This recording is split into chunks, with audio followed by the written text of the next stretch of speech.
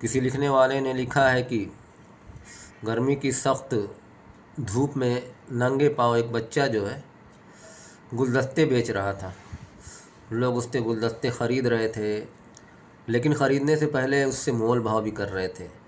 حالانکہ اس کے پاؤں میں چپل نہیں تھی، سینڈل نہیں تھی، جوتے نہیں تھے، لیکن لوگ اس کا بھی خیال نہیں رکھ رہے تھے کہ وہ ننگے پاؤں ہے، اس کے پاؤں جل رہے ہوں گے. تو ایک شخص دور سے وہ نظارہ دیکھ رہا تھا اور اس کے من میں اور دل میں یہ خیال آیا کہ کیوں نہ اس بچے کو ایک جوڑی چپل دے دوں تاکہ اس کی جو پریشانی ہے وہ دور ہو جائے. اس کے دل میں یہ بات آئی تو وہ ترنت دکان پر گیا. چپل کی دکان پر جا کر اس نے ایک جوڑی چپل لی اور جا کر اس بچے کو دے دیا. وہ بچہ بہت خوش ہوا اور اس نے پہن لیا، اور پہننے کے بعد اس شخص کا ہاتھ پکڑ کر بولا کہ کیا آپ ہی اللہ ہیں؟ وہ شخص گھبرا کر اس نے ہاتھ چھڑایا اور کہا کہ نہیں نہیں، میں اللہ نہیں ہوں. تو لڑکا بولنے لگا کہ دراصل میں نے اللہ سے کہا تھا کہ یا اللہ مجھے ایک جوڑی چپل دے دے.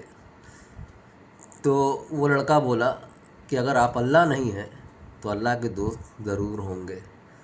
یہ کہہ کر وہ بچہ دوسری جانب چلا گیا اور وہ شخص بھی مڑ کر اپنا راستہ لیا اور راستے بھر سوچتا رہا کہ آج کے دور میں جب اتنی برائیاں ہیں، اتنی پریشانیاں ہیں، اتنی کوتاہیاں ہیں، اتنی دقتیں ہیں، اس کے باوجود بھی اللہ کا دوست ہونا مشکل نہیں ہے.